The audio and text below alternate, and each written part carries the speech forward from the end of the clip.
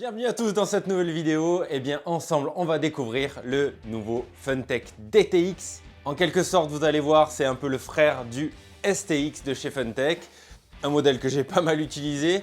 Et nous allons découvrir ensemble ce DTX de chez Funtech. Voici la voiture. Eh bien, déjà, je peux vous dire que la carrosserie style Jeep, j'aime beaucoup. L'arceau, j'aime bien aussi. On va l'ouvrir ensemble. On va le découvrir ensemble, comme tous les véhicules qu'on a unboxés ici sur cette chaîne. On va faire un petit tour vite fait sur le carton, qu'est-ce qu'il y a marqué dessus, les choses à savoir. Donc il est livré avec un chargeur USB qu'on peut recharger sur un ordinateur ou ailleurs. La connectique de batterie, on est sur du T-DIN, donc c'est une prise connue qui conviendra parfaitement à l'utilisation du véhicule.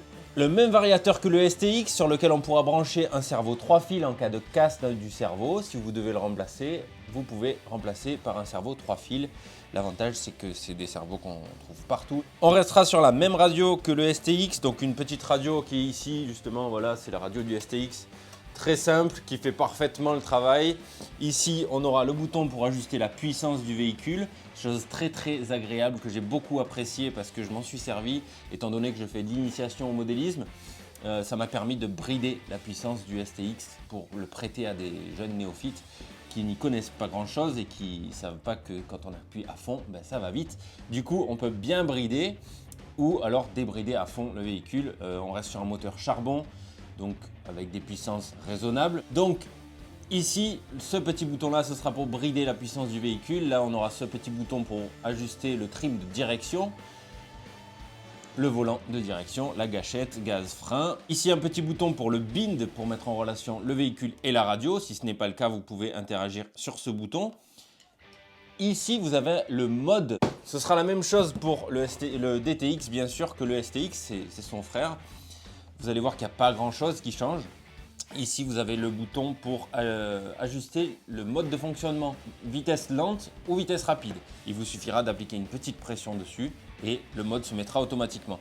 C'est une radio qui fait parfaitement l'affaire, qui est un peu plus petite qu'une radio courante qu'on peut trouver. Ici, vous avez le compartiment à pile. Voilà. Elle est très simple d'utilisation. Voilà pour la radio. Donc c'est exactement la même dans le DTX de chez Funtech.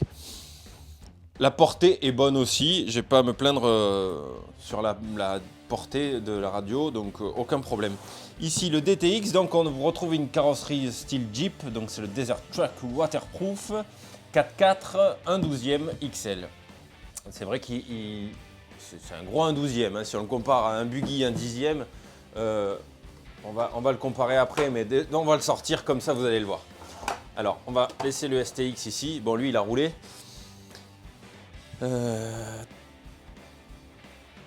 Hop.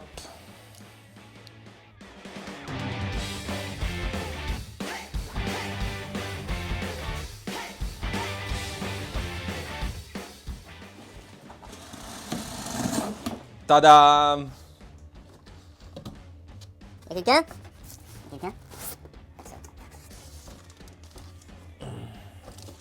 Ici, on va retrouver de la paperasse. Alors, voilà le DTX. C'est la première fois que je le vois, hein. J'aime bien, j'aime beaucoup. Les deux sont sympas. Alors, est-ce qu'il est... Ouais, il est riselanté. On va enlever les riselants. Hop. Voilà. Et voilà. À l'intérieur, là, vous avez la radio qui se cache.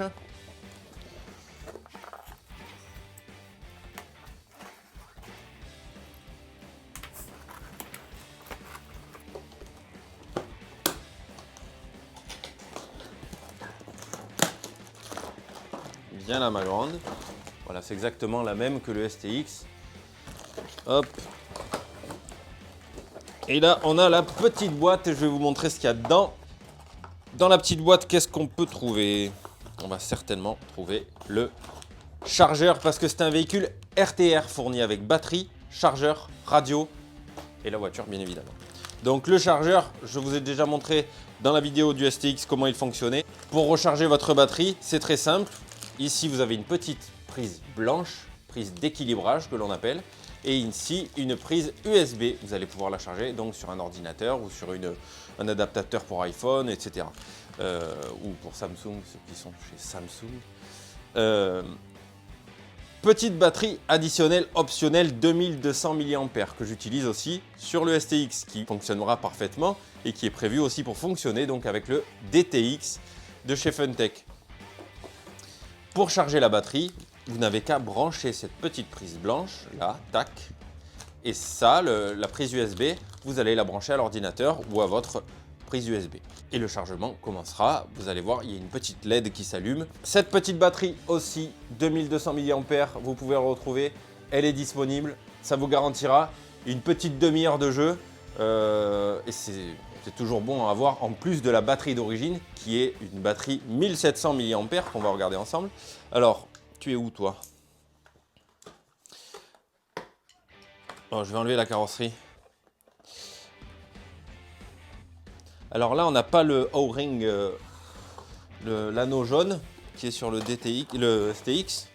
Petite clé pour les roues et les petites cales pour les suspensions si vous voulez rehausser un peu le véhicule. Du coup, ça va pousser le ressort si vous mettez cette cale et ça va pousser la voiture vers le haut, donc ça va surélever le véhicule. Petite clé pour les roues en métal. Voilà, si on compare les deux, alors là vous avez un cerclage jaune sur le STX qui n'est pas sur le DTX. Là ça fait un peu un look noir, un peu look armé, j'aime beaucoup. Celui-là c'est un look un peu fun, style pick-up monster truck. Bon, le mien il a roulé, hein, il est pas tout neuf. Voilà ce qu'il donne à côté. Si vous hésitez entre les deux, je ne saurais pas vous dire. Je crois que je préfère la cage et l'esthétique du DTX. Il est un peu plus rock'n'roll, il est un peu plus agressif, je sais pas. Après ça, c'est vous qui voyez. Donc on va enlever la carrosserie du DTX. Alors là, c'est des clips de carreaux normaux. Hop, là ils sont sous la cage, ça va. J'allais dire, on va avoir du mal à les attraper, mais pas du tout en fait. Hop. Alors la carrosserie en Lexan. On voit que l'arceau il est fixé là. Ici vous retrouvez une barre de LED utilisable, donc il vous suffira de brancher 4 LED pour pouvoir utiliser la barre de LED. Ça peut être sympa avec les LED aussi sur la carrosserie. On peut retrouver des petits rétroviseurs, des attaches capot. Là ils sont partis un peu côté maquette, hein, c'est vraiment sympa. Une carrosserie simple mais bien équipée. Voilà ce qu'il en est pour la carrosserie. Moi j'aime bien. Elle est plus complexe que celle-ci qui est quand même assez simple, quoi. C'est une carrosserie simple. Là il y a plus de détails. Après, c'est les goûts de chacun, c'est vous qui voyez. Voilà, on est exactement sur le même véhicule. Il y a un changement sur le STX. Il y a eu un changement, c'est que sur celui-ci, donc le DTX, on a un pignon métal moteur. Pignon moteur métal. Chose que je n'ai pas sur celui-là. Je n'ai pas du tout à me plaindre de celui-ci. Pour l'instant, il roule. Il a beaucoup roulé. Il a environ 30 lipos, enfin 30 lions, 30 batteries. J'ai aucune casse et il a très bien marché. Il marche toujours très bien. Donc, c'est exactement les mêmes. Ici, on a, comme je disais dans la vidéo du STX, j'aime bien le fait que ce soit fermé pour les enfants ou voilà, qui ne puissent pas aller tirer les fils, etc. Comme je l'ai dit dans la vidéo du STX, j'ai prêté mon STX à mon fils sans la carrosserie. Et justement, il ne pouvait pas tirer les fils, et ça c'était cool. Ici, on retrouvera le variateur qui lui a besoin de respirer, donc avec la petite grille d'aération, l'antenne pour la radio, les cales de triangle inférieur supérieur en aluminium rouge anodisé, les amortisseurs à friction qui font parfaitement le travail. Il existe l'option alu hydraulique, donc c'est une option si vous en ressentez le besoin de passer sur de l'hydraulique sur un véhicule comme ça, il existe l'option, donc n'hésitez pas à vous renseigner. On pourra aussi lui brancher les LED à l'avant et à l'arrière. Donc là ça ferait un peu arbre de Noël, mais bon pourquoi pas, ça peut être fun pour un enfant qui veut s'initier au branchement électrique des phares, etc. Ben ça semble parfait et tout désigné. En ce qui concerne les pneus, c'est exactement les mêmes. Alors j'aime beaucoup le fait qu'ils soient vides parce que ça contribue à l'amortissement lors des réceptions et lors du roulage. Ça lui donne déjà qu'il est là, il n'y a pas d'huile du tout, c'est les amortisseurs d'origine. Il a une souplesse presque agréable et l'avantage c'est que c'est des pneus qui s'usent très très peu. Donc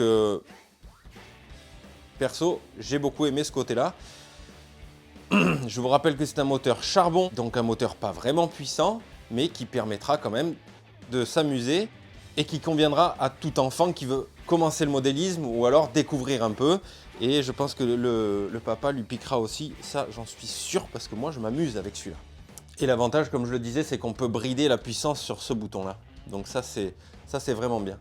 Ici on retrouvera le bouton on-off, ici le compartiment à batterie, hop, et dedans, d'origine, vous trouvez la batterie 1700 mAh qui est fournie avec. Quand vous recevez le véhicule, hop, direct, on enlève la batterie, on la met en charge. Pendant qu'on découvre la voiture, comme ça charge et hop, on va jouer. Vous voyez, la 2002, c'est exactement la même taille, la même dimension. Et on est en DIN. DIN, c'est le type de connecteur là. Un compartiment fermé qui protège super bien la batterie. Elle ne sort pas du tout lors des roulages, donc elle est vraiment en sécurité. Là, on retrouve le pare-choc. Alors sur mon STX, j'ai mangé un poteau à fond.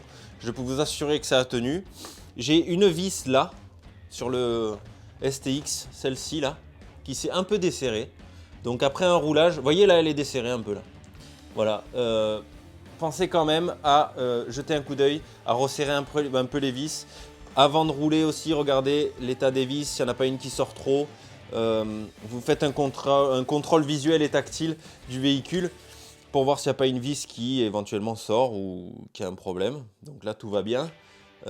Mais avant et après le roulage, moi je fais toujours ça. Bon, lui il a roulé, il est un peu gratté partout, mais c'est le but. Donc ici on retrouve le pare-choc du STX qui, je vous assure, qui tient le coup. C'est un véhicule solide, donc étant donné qu'il ne va pas très vite, il ne peut pas vraiment taper très fort et il est déjà solide. Donc franchement, j'ai été surpris par sa solidité. Il y a plusieurs fois où je me suis dit, oh pétard, j'ai arraché l'avant. C'est sûr. Pas du tout. Il arrive. Bon. Yes. On retrouvera un pare-choc arrière avec la wheelie bar. Est-ce que c'est exactement le même? C'est exactement le même que sur le STX. Donc assez rigide quand même, mais il est plein de renforts. Il est tenu sur la cellule en haut, sur le skid plate en bas. Et encore une fois, comme je le disais, c'est pas un véhicule qui va très vite, qui va pas arriver de 5 mètres de haut. Donc il tapera pas vraiment fort lors des réceptions s'il tape là-dessus. Donc aucun problème et je vous assure que je l'ai vécu avec celui-là. Il a tout encaissé sans aucun problème. Les calalu, ça c'est très bien. On est sur une transmission éprouvée. C'est une transmission que j'ai sur un véhicule que vous connaissez bien. C'est la transmission de la BXR S1. Véhicule que j'utilise en brushless 3S depuis plusieurs années. Et je n'ai pas à m'en plaindre. C'est sûr que oui, vous allez me dire, les noix, il paraît qu'elles sont un peu molles. Oui, ben, c'est pas grave. Après 30 ou 40 packs, tu changes tes noix ou tu mets les renforcés et c'est fini. Mais là, on est sur un véhicule en charbon qui a beaucoup moins de puissance que du brushless 3S. Et je vous assure qu'avant de viser les noix là-dessus, il va falloir en passer des spots de roulage et des roulages et des lipos. Donc vous êtes vraiment tranquille sur la transmission. Pour les roues, c'est de l'hexagone de 12. Donc ce qui veut dire que c'est un hexagone qui va vous permettre d'adapter beaucoup de roues différentes. Si j'avais un conseil à vous donner, c'est de laisser l'origine. J'ai essayé avec d'autres roues. Il n'y a pas leur rendu d'origine que j'apprécie. Donc j'ai remis l'origine. Comme je le disais dans la vidéo du STX que vous pouvez retrouver un peu plus bas dans la chaîne, on n'attend pas une adhérence de compétition avec ça. On n'attend pas que ce soit un truc qui soit soudé au sol. Justement, le fait qu'il parte un peu, c'est rigolo. Et comme je le disais aussi, ça va amortir les chocs aussi. Donc moi, je vous conseille de laisser les roues d'origine. En plus, elles sont inusables, c'est incroyable. Après, libre à vous de faire vos tests et vos essais. En dessous, pour le châssis, on a un châssis légèrement incurvé qui va permettre d'avoir une garde au sol un peu plus importante. Des triangles pleins, solides, à l'avant, à l'arrière. C'est un véhicule que je prête volontiers pour une initiation par exemple. J'avais pris aussi le Granit pour mon initiation, celui-ci, mais qui est beaucoup plus puissant, qui est plus cher à la réparation qui est beaucoup plus cher à l'achat, beaucoup plus cher à l'achat. Là, on est sur un véhicule à 139 €. Donc au pire, si le cerveau de direction, vous voulez le changer parce que sur une réception ou alors tout simplement parce qu'il a lâché, vous en trouvez dans les 10 €, un cerveau de direction qui conviendra à ce véhicule. Voilà, c'est pas du tout le même prix et en plus, on peut bien brider les gaz. On peut tellement le brider qu'il avance pas. Donc j'ai vraiment la tête fraîche quand je prête ce véhicule, surtout à quelqu'un qui connaît rien et qui veut se dire mais c'est quoi ça, comment on fait et qui vise la voiture comme ça pour la faire avancer. C'est vraiment, il part de zéro. Donc il faut lui apprendre et ils ont tous tendance à on avance, on accélère à fond. Donc quand tu accélères à fond avec lui en 3S brushless, je t'assure qu'à part faire des saltos, il ne fait pas grand chose et tu as plus tendance à risquer de le casser qu'autre chose. Celui-ci, il part tout doucement et c'est vraiment beaucoup plus adapté aux débutants. Après, pour quelqu'un qui roule déjà avec une voiture de modélisme, vous le débridez et je vous assure qu'en skatepark, vous pouvez rigoler quand même. Oui, en skatepark. Bon, après, attention, les skateparks, il n'y a rien qui casse plus les véhicules que les skateparks. C'est très rigolo, mais ça casse beaucoup. Après, rien n'est incassable. En tout cas, je le trouve vraiment, vraiment fun. La carrosserie, allez, je le dis, je préfère celle-là. Je la trouve plus jolie. Après, c'est une question de goût. Il est entièrement monté sur roulement, donc ça, encore une fois, c'est bien agréable.